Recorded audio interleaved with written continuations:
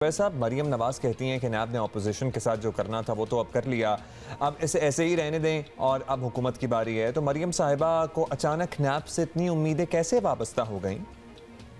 नहीं, उम्मीदें तो बिल्कुल भी नहीं है नैब के साथ।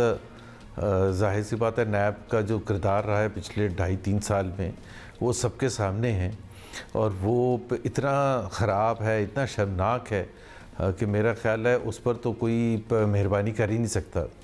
ये तो तंज़िया तौर पर कहा गया है कि जी नैब ने जो करना था, मतलब इससे ज़्यादा क्या कर सकते हैं। उनका कहने का मतलब ये, नैब ने केसेस बनाए, रेफरेंसेस फाइल किए, लोगों को अंदर बंद किया, बग़ैर इन्वेस्टिगेशन के बग़ैर इंक्वायरी के अंदर बंद किया।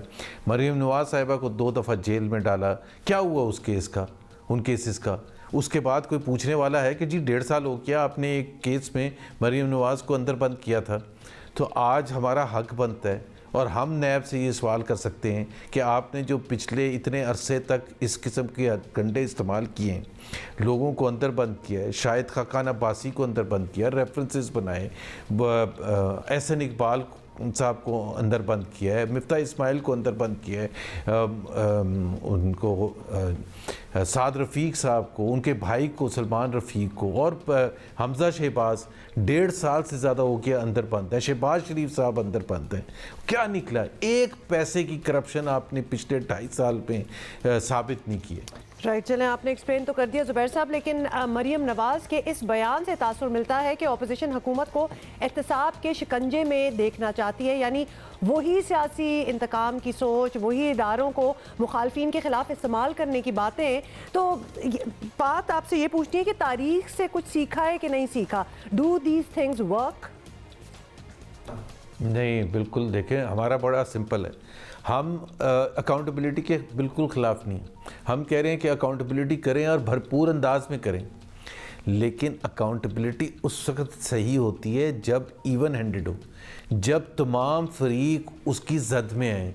ये नहीं हो सकता कि एक रेड लाइट पर तो मुझे पकड़ लिया जाए और मुझे 2 साल की सज़ा हो जाए जेल में, और दूसरे को कहें कि रेड लाइट तोड़ना तो एक छोटी सी बात है। तो फिर वो जिसने रेड लाइट तोड़ी होगी, जिसने खिलाफ कोई कानून की खिलाफ वर्जी की होगी, तो वो भी सवाल उठ के खड़ा होके पूछता है कि क्या पाकिस्तान में 2 कानून हैं? 2 कानून तो एक्सेप्टेबल है ही नहीं। अगर आप समझते हैं कि अकाउंटेबिलिटी की बिल्कुल होनी चाहिए, भरपूर अंदाज में होनी चाहिए, करप्शन नहीं होनी चाहिए, हमने कभी कहा ही नहीं है। हम कैसे कह सकते हैं, कैसे डिमांड कर सकते हैं कि करप्शन के ख़िलाफ़ कोई जद्दोजहद नहीं करे या नैब अपना रोल ना प्ले करे? लेकिन ये नहीं हो सकता कि वो इवन हैंडेड ना हो।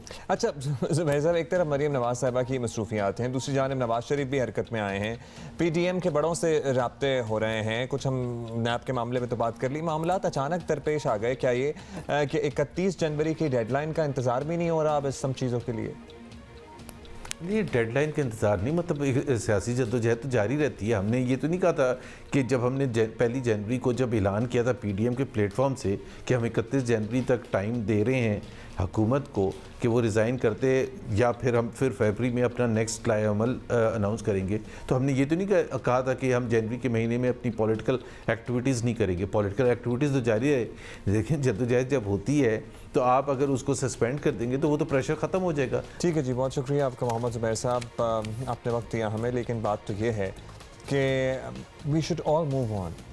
जब हम सेकेंड ईयर ऑफ लीडरशिप, चाहे वो पीपल्स पार्टी की हो या PMLN की हो या फिर और नौजवान सियासतदान, जिनसे हम ये तवक्को करते हैं कि वो माजी की गलतियों से सीखेंगे और वो बड़ेपन का मुजाहिरा करेंगे, बात यह है कि फिर बाकियों में और फ़र्क क्या रह जाता है? तो इसका जवाब ये है कि आपकी एक्सपेक्टेशन गलत है।